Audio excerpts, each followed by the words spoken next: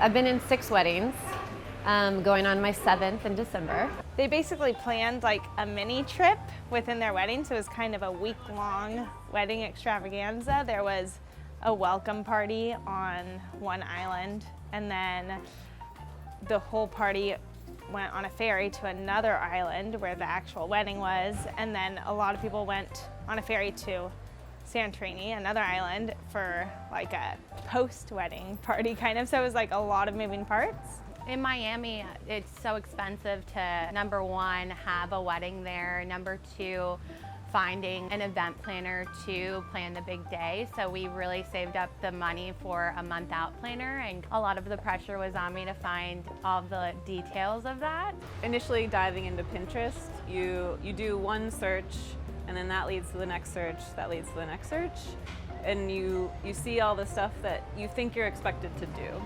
I just want to do everything kind of thing. You look at all these like succulents for the party favors, and also to tell you where you're going to sit. It's really cool, but it's also like, oh my God, what of all of these things is necessary? You know, what are the like main things that you have to do in order to throw the wedding?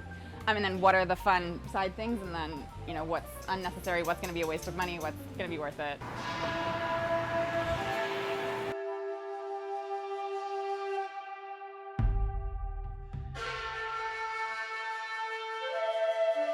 My name is Ryan Steele. I'm the owner and creative director and planner behind Steele My Heart Weddings and Events. I work primarily out of Northern California, Bay Area, Napa, Sacramento, Big Sur. I go everywhere that my clients want to take me. I'm defined mostly as an artist, but I'm also an event designer, a wedding planner, a coordinator. I have a lot of different hats depending on what my clients need. This couple for this weekend, they've chosen this spot, which I'm on board with.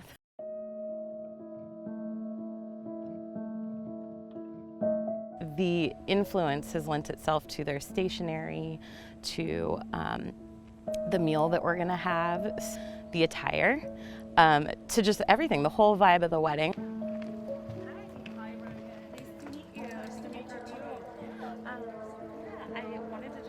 I mean, I would say 99% of the people who walk in here, there is this moment of, wow, it's so beautiful.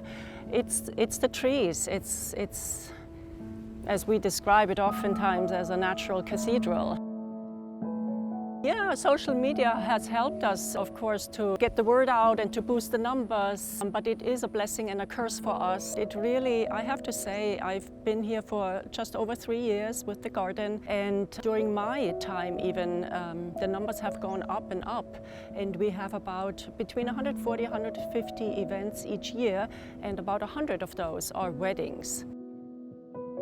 The ceremony location is an important part of their love story. Sometimes it's where they met, or it is where they went to school, or where their families are from. So the ceremony location oftentimes has very deep meaning for people. Here to rank people and just not have 2 starting locations, and maybe that's something I suggest tomorrow. But this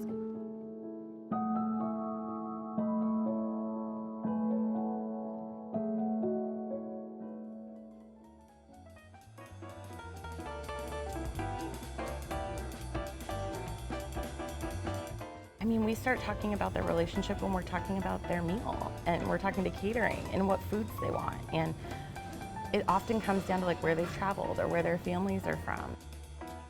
They really love those waffles, and when we had the tasting, it just wasn't really hitting right, and so we just decided to pivot and really bring on an independent vendor to set up their own little dessert station, a specialty.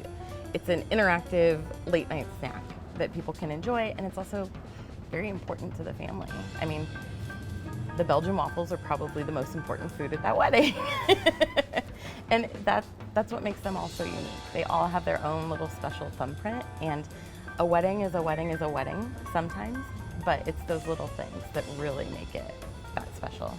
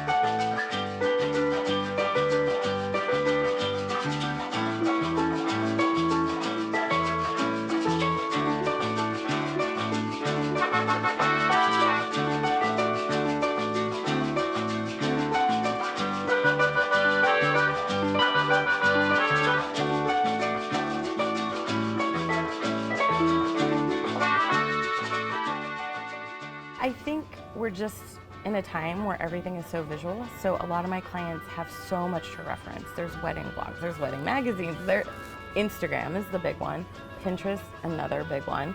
So they are starting to see these things even before they're in a relationship or even before they're engaged. So people are already thinking about it, and I feel like so many folks are design oriented these days, in which everything is curated. Their home, their office, their career, everything is to project like what they're all about.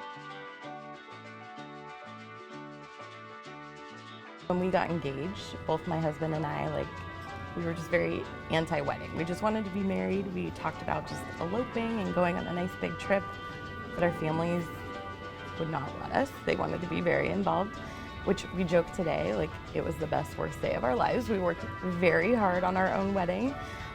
It was a blast. It was the best day ever, but we also, at the end of the night, had to pack up our own stuff, and we had to take all of our stuff to our house. And I was in my wedding dress, putting dirty linens in a bag and just going, okay, I failed to plan something here.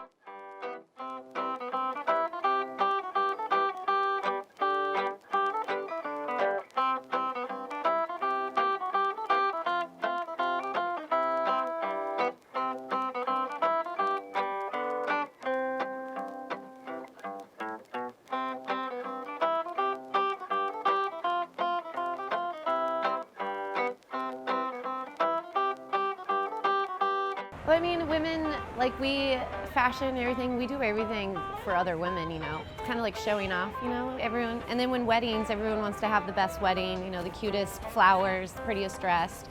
And all that influence does come from social media. Or you see it on social media or on TV or just programs like The Bachelor, Bachelorette, I don't even know, but gives people these impressions of that's what they should be doing, or maybe that's what they want, when deep down, if they really just did something that was true to themselves and authentic, maybe their wedding would look completely different. So OCD about all the little details and making it perfect for the guests and making sure that everything was kind of, really thought out and that they were comfortable from the moment that it began to the end.